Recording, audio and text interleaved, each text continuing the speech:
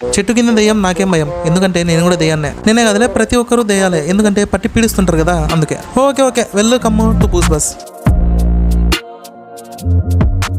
Number 1, Kollywood లో hero Ajit Kumar ఉన్నారు కదా, ఇతనికి వాళ్ళ వైఫ్ 18 lakhs విలువ చేసే డుకాటి బైక్ ని గిఫ్ట్ గా ఇచ్చిందంట. ఉన్నోళ్ళు బైక్ ఏంది కార్ కూడా గిఫ్ట్ ఇచ్చుకుంటారు, కానీ నాకు మాత్రం ఒక్క కేమియో రోల్ కూడా ఇవ్వరు. Number 2, this is very sad అబ్బా. రీసెంట్ గా సలార్ స్టార్ మాల్ వచ్చింది కదా, కానీ దానికి రేటింగ్ మాత్రం చాలా తక్కువ వచ్చింది. ఎంత అనుకుంటున్నారు? జస్ట్ 6.5. తక్కువ అని ఎందుకంటున్నానంటే అంత పెద్ద సినిమాకి 6.5 అనేది నిజంగానే తక్కువ. నాకు తెలిసి దీనికి మెయిన్ రీజన్ ఐపీఎల్, ఎందుకంటే సలార్ ఓటీటీలో ఎప్పుడో వచ్చింది అండ్ అందరూ చూసేసింటారు కూడా, కానీ ఐపీఎల్ లైవ్ కదా, మిస్ అవ్వరు. So maximum IPL effect. Number 3, recent గా ఇళయరాజా గారు కూలీ సినిమాకి కాపీరైట్ నోటీస్ పంపించారు. రీజన్ వచ్చేసి తన ఓల్డ్ సాంగ్ ని ఈ సినిమాలో యూస్ చేయడం. సో ఇంకా మూవీ టీం వల్ల అతనికి కాంపెన్సేషన్ పే చేయాలి, లేకపోతే లీగల్ గా వెళ్ళే ఛాన్స్ ఉంది. చూద్దాం మరి ఆ పాటను తీసేస్తారో లేకపోతే కాంపెన్సేషన్ పే చేస్తారో. నెంబర్ 4, కల్కి సినిమా దగ్గరకు వచ్చేసింది. సో అందరూ కూడా ప్రమోషన్స్ లో బిజీగా ఉండాలి. అండ్ ప్రమోషన్స్ కి ప్రభాస్, అమితాబ్ బచ్చన్, నాగశ్విన్ వీళ్ళందరూ వస్తారు, కానీ దీపికా పడుకొని రాదు, ఎందుకంటే తను ప్రెగ్నెంట్ అవ్వడం వల్ల రాలేను అని చెప్పింది. కానీ తన ఇంటర్వ్యూస్ అన్ని కూడా ఇంట్లోనే రికార్డ్ చేసి చూపిస్తారంట.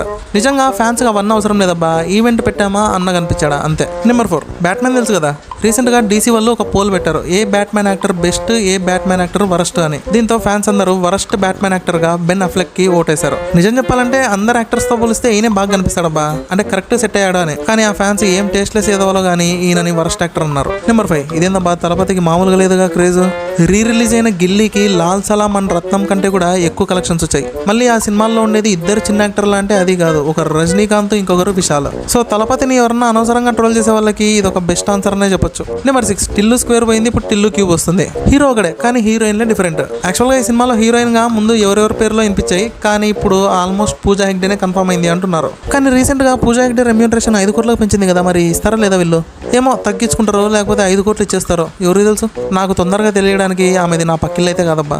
వెల్ అంతేనండి, that's all for today. Video నచ్చితే ఖచ్చితంగా లైక్ చేయండి, నచ్చకపోయినా కూడా లైక్ చేయండి, పోయేదేముందబ్బా చెప్పండి. మన డార్లింగ్ కూడా ఇదే చెప్పాడు, నాకు లైక్ కొట్టమని. సర్లే ఉంటా మరి, tata bye, see you, have a good day.